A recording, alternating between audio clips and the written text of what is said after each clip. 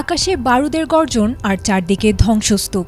মধ্যপ্রাচ্যের সাধারণ মানুষের জন্য এটাই যেন এখন প্রতিদিনের বাস্তবতা। হামলা আর পাল্টা হামলার এই অন্তহীন চক্রে যখন বিশ্ববাসী ক্লান্ত, ঠিক তখনই নতুন করে যেন আশার আলো দেখিয়েছে আলোচনার টেবিল।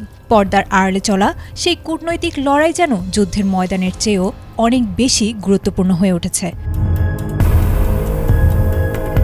দীর্ঘদিনের বৈরিতা ছাপিয়ে এবার ইসরায়েল ও যুক্তরাষ্ট্রের সঙ্গে যুদ্ধবন্ধে কঠোর 5টি শর্তের কথা সামনে এনেছে ইরান। হিব্রু সংবাদ মাধ্যম এবং ইসরায়েলি চ্যানেল 12-এর প্রতিবেদন অনুযায়ী মার্কিন প্রেসিডেন্ট ডোনাল্ড ট্রাম্পের পরোক্ষ আলোচনার অংশ হিসেবে তেহরান পেশ করেছে এই প্রস্তাবগুলো।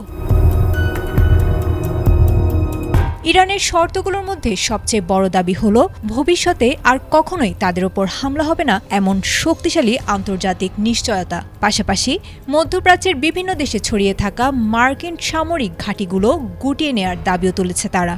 কৌশলগতভাবে অত্যন্ত গুরুত্বপূর্ণ হরমুজ প্রণালীর ওপর নিজেদের একছত্র নিয়ন্ত্রণ ফিরে পেতে নতুন আইনি কাঠামো চেয়েছে তেহরান।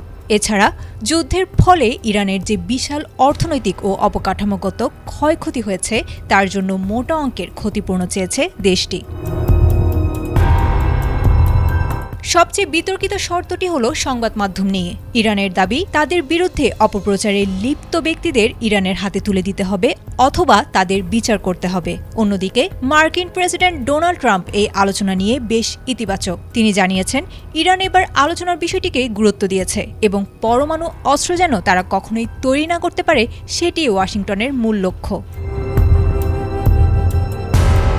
যদিও বর্তমানে অপারেশন ট্রু প্রমিস 4-এর আওতায় হামলা পাল্টা হামলা অব্যাহত রয়েছে, তবুও পাকিস্তানের মাধ্যমে চলা এই গোপন দুতিয়ালি সফল হবে কিনা তার দিকেই তাকিয়ে রয়েছে পুরো বিশ্ব।